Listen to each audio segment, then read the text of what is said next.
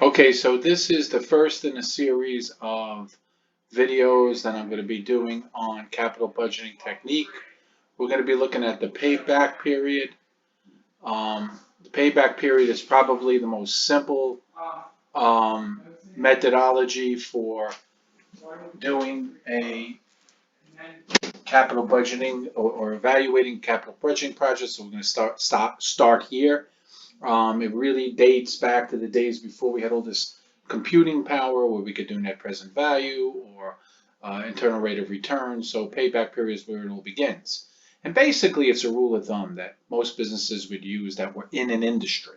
So if you were in an industry and you kind of knew who your competitors were and this was a business you had been in for a long time, well, you know how fast you need to get your money back to make a project work. So it was really a good rule of thumb. So it's not as unsophisticated as it seems. There's a logic behind it. And more to the point, I remember an example where I lived down by the Jersey Shore, and one day I was talking to a guy who owned a bagel store. Nice man, he ran the place. But he also had businesses, seasonal businesses during the summer on the shore itself. And he said, as a rule of thumb, if I don't break even by July 4th, it's going to be a bad summer. Now, is that highly sophisticated mathematical analysis? No, of course not. But these people who do this kind of business or been in these businesses for generations or know other people who've been in the business, they basically knows that that's the rule of thumb and it's by and large going to work. And we know we do that in a lot of things in life. As sophisticated as we pretend to be, when we cook, you're making, say, a tomato sauce, it's just a pinch of that or a can of this. And, these rule of thumb seem to hold out for a long time, or just basic rules of thumb that we use every day. So here, the payback period, in this case, the example is simple. If I can break even within 2 years, I will do the project. Now we have two projects, A and B, minus 10,000 on both. That's what we lay out. And the cash flows for the first 2 years allow us to break even. So therefore, we will accept both projects. Very simple. We lay out 10,000. We're getting our money back in 2 years. We will accept both projects. Now, that's all the payback period is.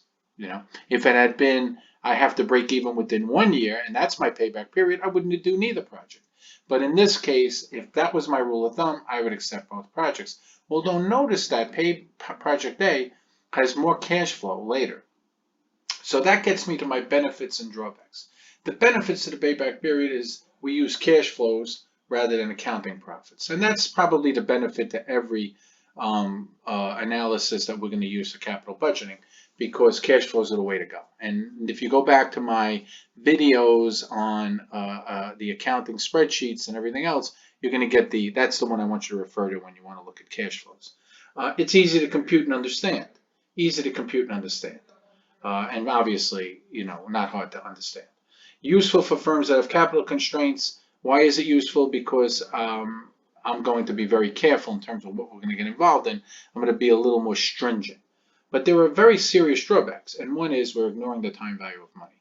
So in this instance, Project A would, let's say this number had been 2,000, I would have only accepted Project B. I would have not accepted project, and let's say this is 6,000. I would have not accepted Project A because I wouldn't have I would not have broken even within those first 2 years. And that would have been a real problem for me. Because notice that this is a project that continues to pay me in years 3, 4, and 5, and I would have missed out on that.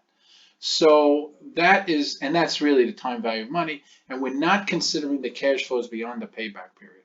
So as useful as this is, where you could run into a real logjam or a problem, is you're not considering the cash flows that occur after your payback period ends. And that's really the issue with the payback period.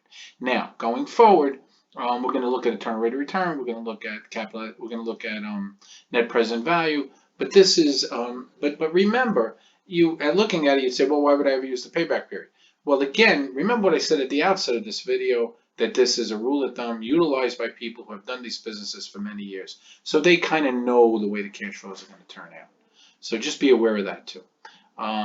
Next video will be on, I'm assuming, I think, net present value. Thank you.